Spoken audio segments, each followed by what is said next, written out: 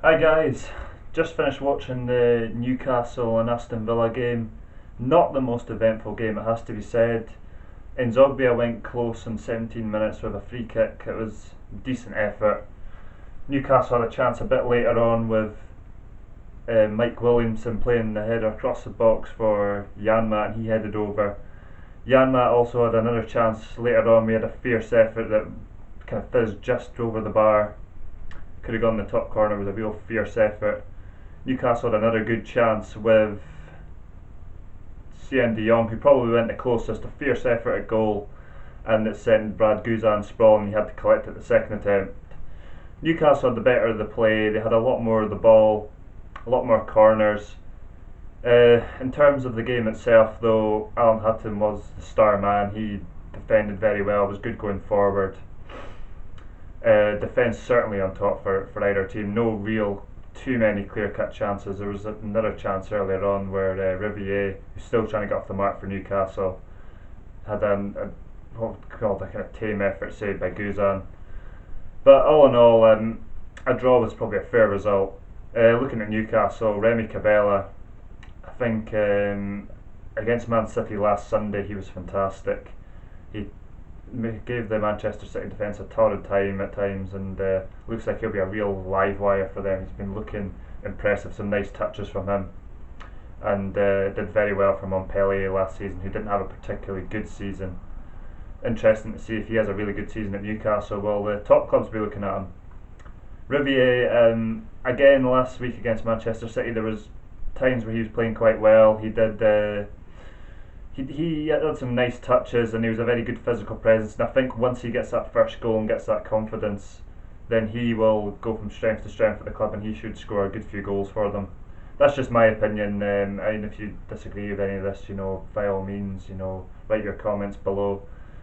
Aston Villa, they've made some signings this season. They added a bit of experience to the team with players like Philippe Senderos, and also Philippe Senderos.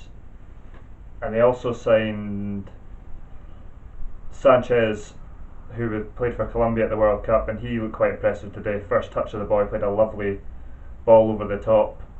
And they also signed Sissoko, who, like at Liverpool, had his injury problems and was taken off later on today. But they added a bit of experience, and I think that's probably what they need to kind of stabilise and be a good mid-table side this season.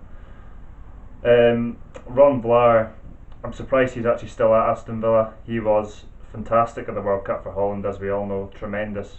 Played very well today. Was very good against Stoke last week. I think he'd be perfect for Manchester United. Louis van Gaal's obviously looking at sorting out the centre back issues. There's no Rio Ferdinand. There's no Vidic anymore. Evra left as well in the summer. Defence is a real problem for him. I also think midfield's a real problem. I think Ron Vlaar could have been one of the very good centre backs if they are indeed playing the 3-5-2, which it does look like they are playing at the moment, with obviously the full backs. So very surprised to still see him at the club. Obviously he's the Aston Villa captain. There's 8 days to go yet in the transfer window, so he may end up leaving. But fantastic display by him once again, just very dominant, and he should be able to form a good partnership with Senderos, although he's been known to be shaky in the past.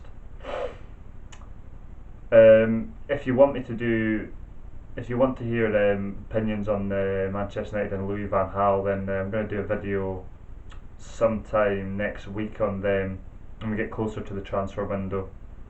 The next game I'm going to be doing coverage on is Chelsea and Leicester today.